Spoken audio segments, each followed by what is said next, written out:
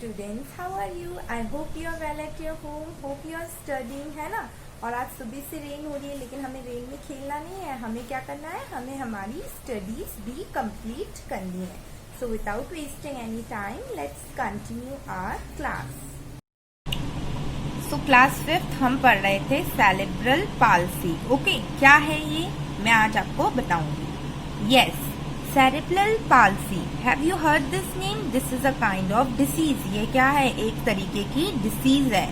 क्या होता है इस डिसीज में? Hands, legs and all other organs of the patient of cerebral palsy are normal but they do not function properly. ठीक है, हमारे ये हाथ पैर सब चीजें नॉर्मल तो रहती हैं, लेकिन इनका जो फंक्शन होता है ये प्रॉपरली नहीं होता है.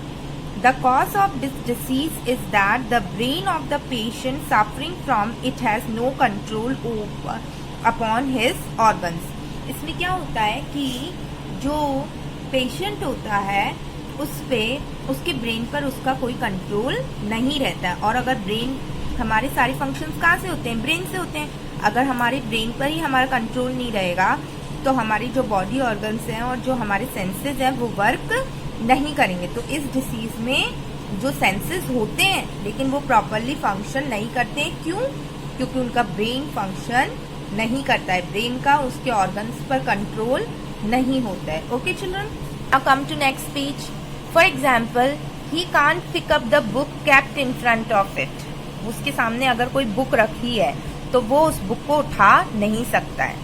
This disease needs a particular type of physical exercise. Okay, इस डिसीज में एक पर्टिकुलर टाइप की जो एक्सरसाइज है, फिजिकल एक्सरसाइज, वो जरूरी होती है. Physical exercise gradually enables the brain to control other organs.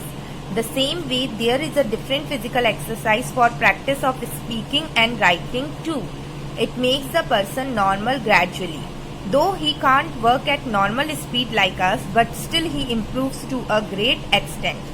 हम जो बिल्कुल फिट रहते हैं, जिनके आईज, नोज, हैंड सब वर्क कर रहे होते हैं, हमारी तरह तो वो वर्क नहीं कर पाएगा, लेकिन फिर भी वो उस फिजिकल एक्सरसाइज से एक नॉर्मल लाइफ जी सकता है. Okay, so we have to help that type of people, those type of people.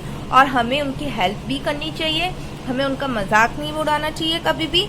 Okay, क्योंकि ट्रेजेडीज और घटनाएं सबके साथ हो सकती हैं, तो हमें ऐसे बच्चों की हेल्प करनी चाहिए और दूसरों के दर्द को भी समझना चाहिए. Okay children, now do you know cerebral palsy?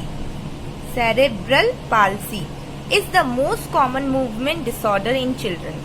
It occurs in about 2.1 per 1000 live births. Okay, CP has been documented throughout history, with the first known description occurring in the work of Hippocrates in the 5th century BCE. क्या कह रहे हैं वो basically कि ये जो disease है बच्चों में बहुत कॉमन होती है और 1000 बर्थ पर 2.1 पर पर्सन ये जो डिसीज होती है ये किसी के अंदर भी ऑकर हो सकती है. Okay children, nothing else important in this. Now chapter recall. Despite their physical disabilities such people have some merits. Yes, हमने इसमें पढ़ा कि वो विकलांग थे, जैसे हेलन केलर जो थी उसकी आईज नहीं थी, लेकिन फिर भी उन्होंने क्या किया? उन्होंने अपनी ग्रेजुएशन कंप्लीट करी. उन्होंने जो ब्रेली स्क्रिप्ट है उसको भी आगे बढ़ाया, है ना. ब्रेली जो नाम था लड़का, उसने भी अपनी स्क्रिप्ट के थ्रू अपनी पढ़ाई पूरी कंप्लीट करी. तो उनकी फिजिकल डिसेबिलिटी, उनके जो गुण थे, उनको जो आगे बढ़ना था उससे वो रोक नहीं सकते थे. People who can't see they study with the help of Braille system. ये मैं पढ़ा चुकी हूँ आपको. जो लोग नहीं देख सकते वो किस सिस्टम से पढ़ाई करते हैं? ब्रेली सिस्टम से. Mute deaf people communicate through sign language.